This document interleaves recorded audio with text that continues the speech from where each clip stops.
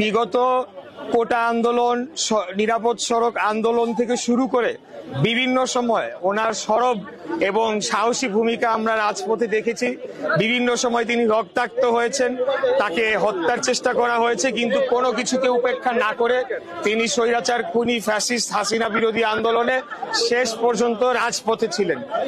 এখন 5 তারিখের আগে আপনারা জানেন যে রাজনৈতিক নিবন্ধন প্রক্রিয়াটা প্রথমে শুরুই হয় 1/11-এর সময়। তার পরবর্তীতে আওয়ামী লীগ সরকার ক্ষমতায় আসার পর তাদের নিজস্ব প্রয়োজনে, নিজস্ব ইচ্ছা মাফিক হাস্যকর কিছু দলেরও তারা নিবন্ধন দিয়েছে, যেগুলোকে তারা দামি মানে নির্বাচনী দল হিসেবে তাদের ভুয়া পাতানো নির্বাচনে ব্যবহার করেছে। 5 তারিখের পরে অনেকগুলো রাজনৈতিক দল যারা জেনুইনলি তারা নিবন্ধন ডিজার্ভ করে, যদিও নিবন্ধন থাকা উচিত কিনা একটা রাজনৈতিক দলের সেটা নিয়ে প্রশ্ন থাকতে পারে, কিন্তু তারা ডিজার্ভ করে। এর মধ্যে জনাব মাহমুদুর রহমান মান্নার নাগরিক ঐক্য রয়েছে, জনাব জোনায়েদ সাকির গণসংহতি আন্দোলন সহ ভিপি নুরুল হক নূরের এই পার্টিগুলো রয়েছে। তা এর মধ্যে আমি দেখলাম না, আমার সাথে তারেক রহমানের আজকে থেকে না, বহু আগে থেকে যোগাযোগ রয়েছে। বিভিন্ন সময় আন্দোলন সংগ্রামে আমরা একে অপরকে সহযোগিতার হাত বাড়িয়েছি। উনি আমাকে এই বিষয়টি বলেছিলেন যে অন্য আরেকটি পক্ষের আগেই এই নামে তিনি দল নিবন্ধনের জন্য আজকে না আরো আগেই তিনি নির্বাচন কমিশনে দরখাস্ত করেছিলেন। কিন্তু আশ্চর্যজনক ভাবে হলেও সত্য, আজকে নির্বাচন কমিশন তারেক রহমানের মতো এরকম একজন নির্যাতিত, নিপীড়িত, মানে সারা বাংলাদেশের মানুষ যেটা দেখেছে সেরকম একজন রাজনৈতিক নেতা, একজন রাজনৈতিক কর্মীকে সম্পূর্ণ অগ্রাহ্য করে এই নামে এমন এক ব্যক্তিকে দলের নিবন্ধন দেওয়া হয়েছে যার বিরুদ্ধে আন্তর্জাতিক পঞ্জি স্কিম খ্যাত যে স্কিম বলে, সেই স্কিমে মাধ্যমে বাংলাদেশের জনগণের হাজার হাজার কোটি টাকা লোপাট করে নেওয়ার অভিযোগ রয়েছে। তো আমরা বলতে চাই যে সেটি একটি যেমন বিষয়, আরেকটি বিষয় হলো যে কেন তারেক রহমানকে রাজনৈতিক দলের নিবন্ধন দেওয়া হবে না, আর যদি ওনাকে না দেওয়া হয়ে থাকে আর কোন কোন দল শর্ত সম্পূর্ণভাবে পূরণ করে এই বাংলাদেশের নির্বাচন কমিশনের তারা নিজেদের নিবন্ধন সম্পন্ন করেছে, সেটি প্রত্যেকটির অডিটেড রিপোর্ট জনসম্মুখে পাবলিশ করতে হবে।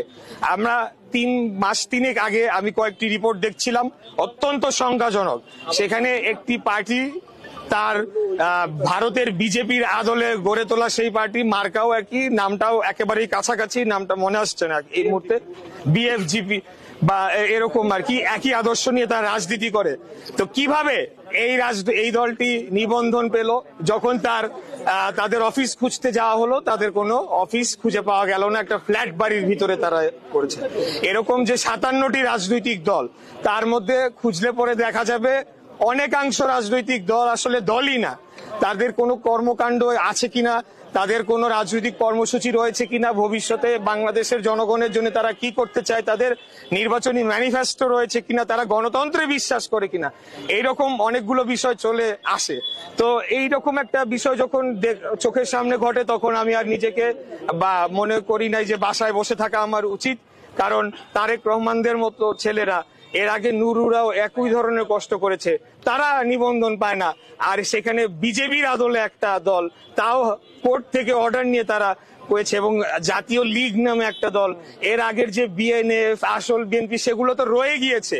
তো আমি একজন বাংলাদেশের নাগরিক হিসেবে এই প্রত্যেকটি 57টি রাজনৈতিক দলের পুনর্নিবন্ধনের প্রক্রিয়া চালু হোক, সেটি চাই। তার মাধ্যমে আসলেই বাছাই করা হোক যে কারা রাজনৈতিক দলের নিবন্ধন পাওয়ার যোগ্য এবং কারা ভুইফোর রাজনৈতিক দল হিসেবে তাদেরকে ক্ষমতাসীনরা যখন যে যার সুবিধা মতো প্রতিষ্ঠা করেছে, এটি আমি বলতে চাই। এজন্য আমি আজকে তারেক রহমানের সাথে সহমর্মিতা জানাতে এসেছি, তার পাশে সহযোদ্ধা হিসেবে রয়েছি, এবং আমরা জোরালো দাবি জানাচ্ছি অবিলম্বে তার নিবন্ধন দিতে হবে। অনেক এরকম দলের নিবন্ধনের কথা হচ্ছে, তারা কোনটা এখন বললে তো অনেক কিছু বলতে হয়, কোন শর্ত মানে না, বললেই হয় তাইলে আমরা এমনি নিয়ে যাব নিবন্ধন। কিন্তু তারেক রহমানের তো সমস্ত কিছু পরীক্ষিত, তারপরেও কেন তার মতো একজন নেতাকে কি কারণে তিনি আজকে কয়দিন যাবত এখানে গণ অনশন করছেন। তারপরেও কিন্তু সরকারের আমরা দেখেছি যে কোন ক্ষেত্রে একজন ব্যক্তি আসলে মনে হয় পুরা কোহর্ট একদম গেট খুলে তাকে রিসিভ করার জন্য চলে আসে। আবার হাজার হাজার মানুষ দিনের পর দিন রাস্তায় বসে রোদে পুড়ে মরলেও এই সরকার কর্ণপাত করে না। এইটার আমি নিজে একজন ভিকটিম ছিলাম, আমি প্রমাণ রয়েছে, সেই বিষয়ে আজকে আমি আলাপে যাচ্ছি না। বাট কেন আজকে এই বৈষম্যমূলক আচরণ করা হচ্ছে তারেক রহমানের সাথে, সেটার জন্য আমরা জোরালো ভাবে এটার সমাধান করুক সেই দাবি জানাই।